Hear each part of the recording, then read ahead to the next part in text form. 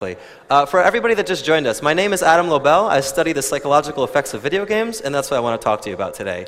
And I like to think that my credentials as a gamer, Frank, yeah, are we totally not working? Well, I like to think that my credentials as a gamer sort of make me perfect for the job that I do, for the research that I do.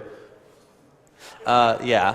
And of course, these are all pretty old video games, but I still think that there's a way in which they kind of helped shape me into who I am today.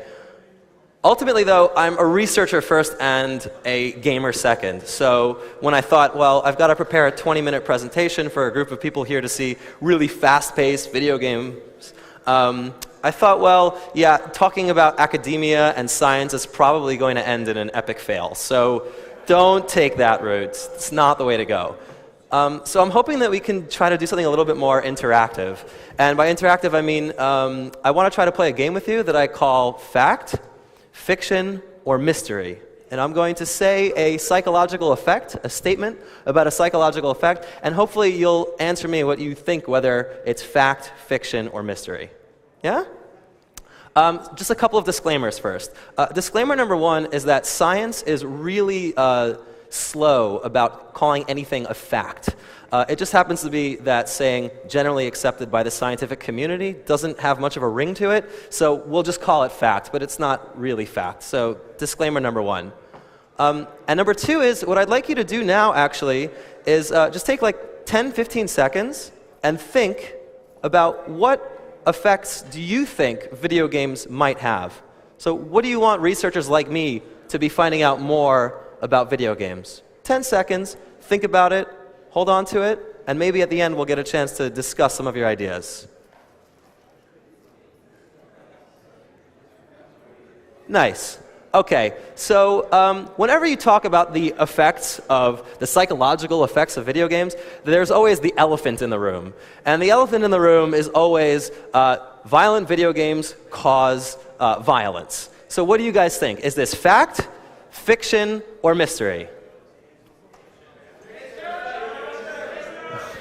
Okay, well, I think a lot of you guys are maybe reacting in quite an emotional from an emotional way. I would venture to say that it's more along the lines of mystery, and I'm going to explain to you why. Well, first of all, to really answer this question and to show why it's a bit of a mystery, you need to explain that the research looks at this question in two parts. First is the short-term effects of playing violent games and the long-term effects. So let's talk about the short-term effects. How do they look to see whether playing a violent video game makes you more aggressive? So the studies are basically pretty simple. They put people randomly into a condition where they either play a very innocuous, non-violent game, or they play a very violent video game. And then afterwards, they try to measure their aggressive thoughts and their aggressive behaviors. Now, this is maybe where things aren't so straightforward, right? Measuring thoughts and behaviors. So I'm going to explain to you a bit about how they try to do this. When they measure aggressive thoughts, they basically present people with an open-ended situation, and they see what type of thoughts first come to mind. So either people are given a bunch of words that, for instance here, the word ki// underscore underscore, well, you fill that in with a word like kill or kiss. And the argument is that if you say kill, then aggressive thoughts are more in your mind. And another way in which they do this is that they create a scenario that is kind of ambiguous, a bit of a conflict perhaps, and it's open-ended in terms of what's going to happen next. And they ask the participant, well, what's going to happen next? And they see how many aggressive thoughts come out. When it comes to aggressive behaviors, I would say that there are two main types of, there are two ways in which that they measure aggressive behaviors in the lab. Next thingy, please. Ka-chunk. Thank you. There's two ways. One is what I would call the sonic boom task. And the idea of this task is that you have a chance to blast somebody in the other room with a very loud noise. And you can choose how loud this noise is. So they measure how loud are you going to blast this other person's ears. And the other one is like a hot sauce task, where you have the opportunity to put hot sauce in someone's drink. And they measure how much hot sauce you put in there. And they say, well, this is a sign of aggression. So when they do these types of studies, you play either a regular video game or like a violent video game. And then they measure these things afterwards. The majority of the literature actually points to showing that people do indeed become more aggressive in these ways right after having played a violent video game. So the discussion there isn't so much about the studies that have been done, but more about the measure that's been done. And there's a big push out there against these ideas in terms of saying, well, this is not really what real-world violence looks like, so this isn't strong enough evidence. So there's a push back and forth within the community. That's the short-term side of things. In the long-term side of things, they have much better measures for violence and aggression, I should say. What they do is they follow people over a number of years, and they ask people within their social circle how aggressively they behave. So they're getting information from all these different people around them about their real everyday behaviors. And so there's basically two lines of research. One line of research comes out and says, well, when we look at all of the studies that look at following people and finding about their aggressive behaviors, when we put them all together, we observe a small but significant effect of playing violent video games and becoming more violent.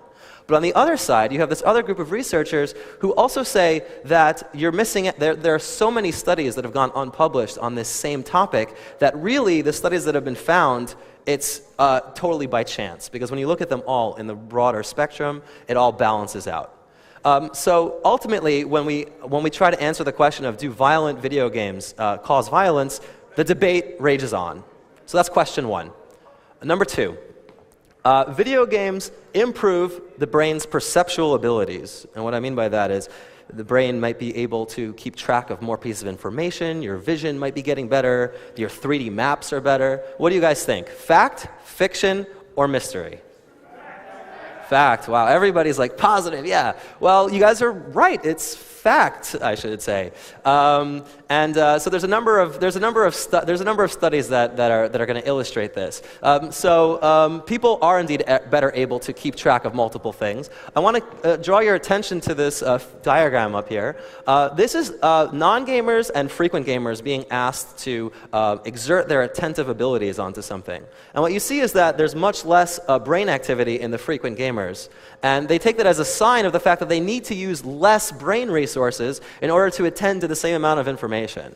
And that's a pretty strong finding that's come out. And when we think about vision, they've also illustrated that video gamers, frequent gamers, are better able to distinguish between very small, minute changes in color, something which might actually be very useful if you're driving late at night on a dimly lit road and you need to see the signs or cars or people. And then the third set of findings shows that indeed, because of all the 3D mapping that you need to be doing in games, that people do have better 3D spatial models based on playing video games. And I want to just clarify what some of these studies are actually doing. Because these studies are actually quite strong, because what they have people do is they have one group of people who don't play well, they basically start out with a group of people that never play video games. And they divide them into two groups. And one group, they ask them to play for a whole week a lot of action video games. And they observe these changes. And action video games is the nice scientific term for FPS games and third-person shooters, games where you do need to keep track of lots of things on the screen, and games where small changes in color can actually mean a lot in terms of reward and punishment in your environment, and games where keeping track of a three-dimensional map is very important. So these types of games are actually shown to have a positive effect on the brain's ability to perceive things. So you're leveling up your brain in some sense.